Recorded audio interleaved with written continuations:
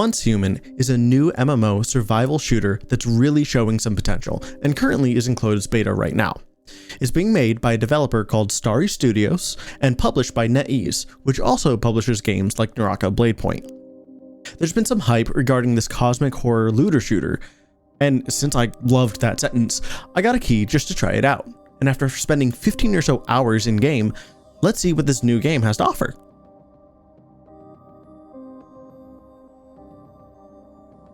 Character customization is really strong, but that's par for the course for these Eastern developers. I made a character that I really liked, but one thing that I noticed is that over time my character lost weight. And now that in and of itself isn't bad if it only, affects stats or anything like that, but it actually affected the shape of my character. So what's the point of, building something that you like just for the game to change it? Right now, I don't know of a way to change it back, but not really a fan of that. I kind of wish that, whenever I make my character, I get the character that I want, regardless of anything, Let's talk about the world. So, first thing is the setting. If you like cosmic horror, this game is for you. It just oozes character from the enemies, from multiple locations in the game, and you just know it was crafted with love. You can see cars suspended in the air and enemies just waiting in dark corners. I really love the dark, brooding tone of this game. The world map is actually pretty massive, but it doesn't feel too big either. I didn't feel like I was wasting any time moving from settlement to settlement. Speaking of settlements, let's talk about those ones, alright? So, I've heard them as strongholds, but the key in the game says settlement, so I'm going to call them settlements. Throughout the world, there's locations that are overrun with enemies, but it's also where you find the great loot and other elite enemies that you could get for better rewards. Later on, you'll find keys that unlock the major boss fights. Each location has certain objectives to complete, and you would want to complete them for the amazing loot in all the chests. And speaking of chests, mimics. Yeah, there's mimics. See, there's a part of me that is actually really sad that I wasn't recording my mic, because when I first encountered the mimic, I jumped out of my chair. Throughout Hidden in the World, there's also these little puzzles that you're able to complete. Within each puzzle, it's something small that you're able to do. For example, there was one that I saw in the very beginning that it was just organize your camera in a certain way that put this billboard together. And with that, I got some free rewards. However, I kind of wish that it gave a sound cue or something saying, hey, you're near a puzzle. At a certain point, I went looking for a silencer that was hidden in one of the puzzles. I knew that it was a strange rock and it was located in a certain area. If I wasn't specifically looking for this puzzle, I wouldn't have thought that it was a puzzle. It was just a random rock in the middle of there. Another example is I went to a spot in a settlement and there were these 4 angels all facing different directions. And what I had to do was face them all inward to complete a puzzle. It had no indication that that was a puzzle. It was just a random graveyard. So I kind of wish that it shows you at least a little something later on. Also, while I was exploring, there's this bus monster just walking in the street, and it looked really, really cool. But it turns out it's kind of a pseudo transit system. At certain locations, and when you walk near it, it'll just kneel down and allow you to jump into the back of its bus. Unfortunately, there's also monsters that spawn during that time whenever it yells. I think it's kind of meant to deter you to get into it. However, there's also a chest in the center of the bus that's like a daily chest with some really good loot. And I kind of rode that thing to and from a couple different locations whenever I just wanted to step away from the computer for a moment. Whenever you're inside the bus, it seems like you're pretty safe from pretty much anything. There seems also to be 2 types of world events. See, one's a public event where you're able to go over and fight a boss with, other people on the server. The other one seemed like a solo event. There was this giant purple circle in the sky. When I went to it where, it aimed at, there was a purple rock with a minigun just ready to be picked up. So when I picked it up, it spawned a bunch of enemies and kind of had like this little mini event for me to take down all the enemies around it. It was really kind of cool and kind of like out of the blue for me. Once I completed it, it dropped an item where I'm able to pick it up and go back to my base to do like this horde wave defense thing, which was really cool. However, it seems like it needs 4 people to do, and since I was the only one, I kind of was underprepared for that moment.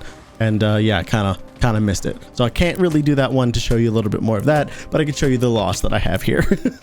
There's also player messages that show up as flowers around the world, where you know that it is a player who's leaving that message, but it doesn't really break the immersion of just like this random person holding it up or something like that. And I think that's kind of a really cool way to, show other people where things are, especially with the hidden puzzles and like locations of certain chests in the world.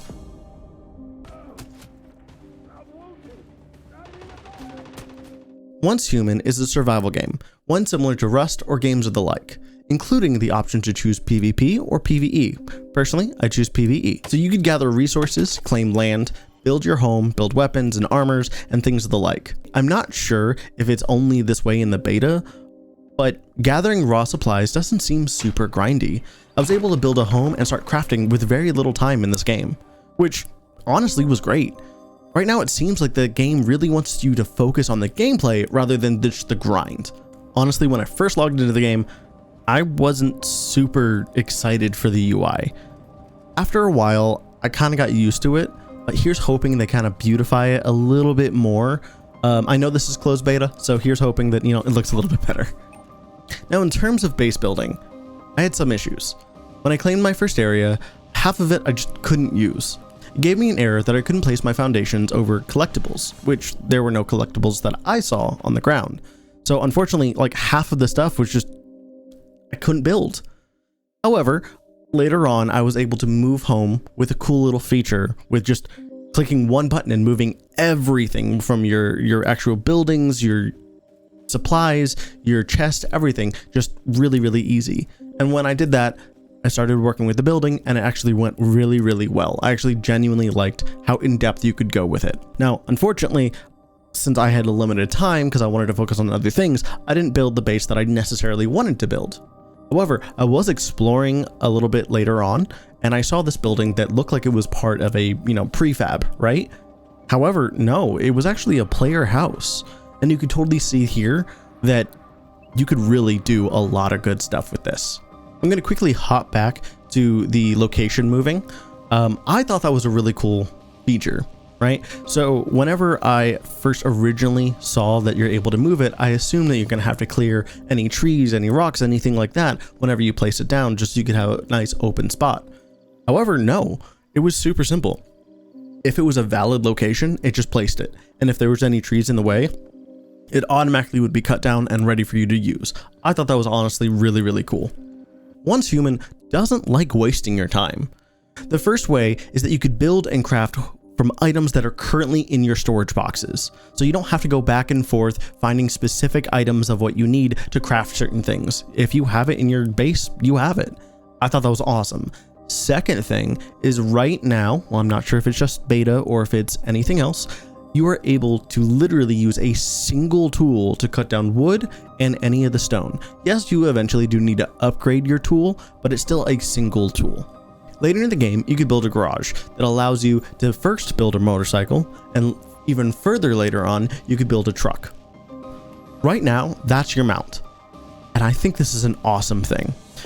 I've never really experienced something that you're able to literally summon your motorcycle from anywhere. It can't be stolen, it can't do anything that, on PvE, I'm not sure about PvP yet, but you literally could summon it from anywhere. You don't need to keep track of it. It's not something that is like, oh, I parked it way over there, I have to quickly run over there, or I quickly need to go home, but my vehicle's over there, so enemies could camp it. It's actually really, really cool. You just hit G and it summons it from pretty much anywhere.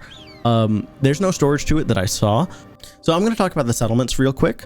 The first thing is once you clear it, there's a final chest with blueprint fragments. With those blueprint fragments, you're able to collect enough of them in order to unlock a blueprint for you to craft certain weapons and armors. And if you have excess fragments, you could use them to upgrade it to a 4-star quality item. Now, there's 2 different types of quality. So there's tier 1, 2, 3, 4, and 5 that actually is the same exact piece of gear, but made out of different materials. And then there's stars, where stars is different, where it upgrades crit chance, and it could also upgrade weak spot damage. Another cool feature that I really liked is at any point you could make this a first-person shooter. Okay, so what I mean by that is right now it is a third-person type game, right? And if you hold right-click and move around, it actually goes to a third-person zoom type thing that is actually still pretty accurate on shooting. But if you just click right-click, it actually will go into an FPS mode where you aim down sights. One of the last things that I did was I did an activity called the Securement Silo. Honestly, it was super fun. It seems like this is where your classic dungeon is, where there's a lot of ads and a very hard boss at the end. And once you hit level cap, you could re-enter it into a hard mode with different affixes and actually redo it for more and more loot.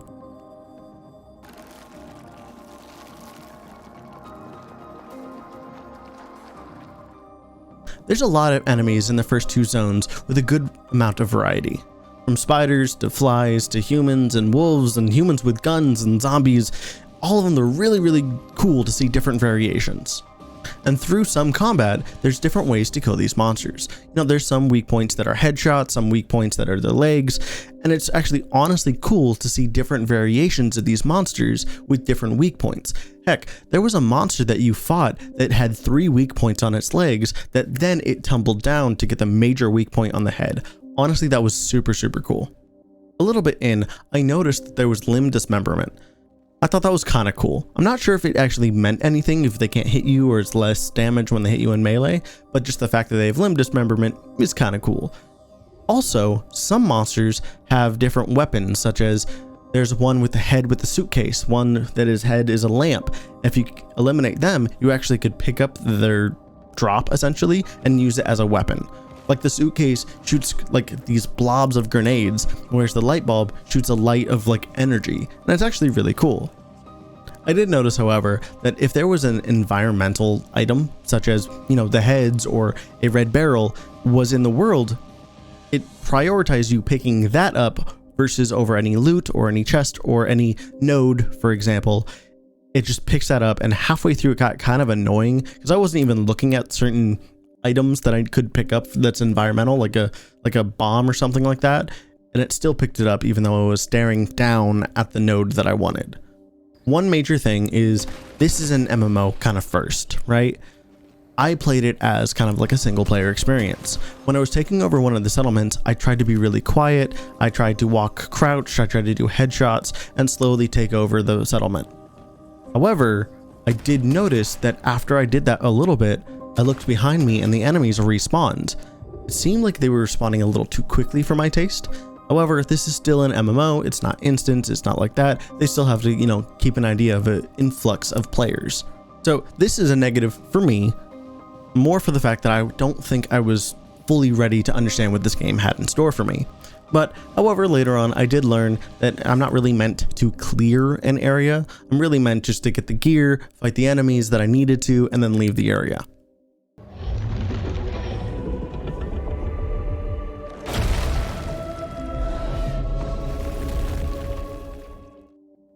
One major thing that I could say Starry does very good right now is bosses.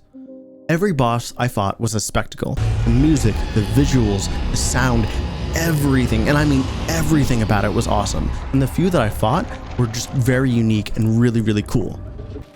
My very first settlement that I took over, there was a boss that crawled out of this projector screen, and it was the first thing I saw in the world, and it kind of really set the tone for the rest of the game.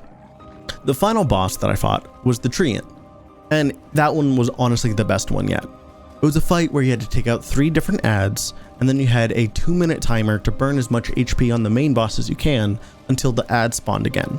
It was a pretty unique and varied fight. It seems like all the bosses had their own unique mechanics, and I genuinely enjoyed that. Honestly, I can't wait to see what Starry does with other bosses later on in the game. Okay, so after I wrote this script, I went back to get some quick footage and look something up real quick. When I did that, there was another public event that happened behind my house. It was called A Touch of Daki or something like that. Honestly, I didn't expect to walk outside and see 3 giant hands coming from the sky overtaking this entire settlement. It was awesome. Like I said, they really do bosses nicely.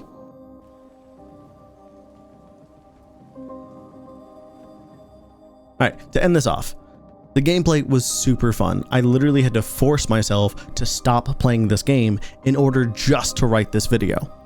And I know I'm going to go back and play some more. So, is this a great game? I mean, if I want to go back after 15 hours of gameplay just to play more, it has to be, right?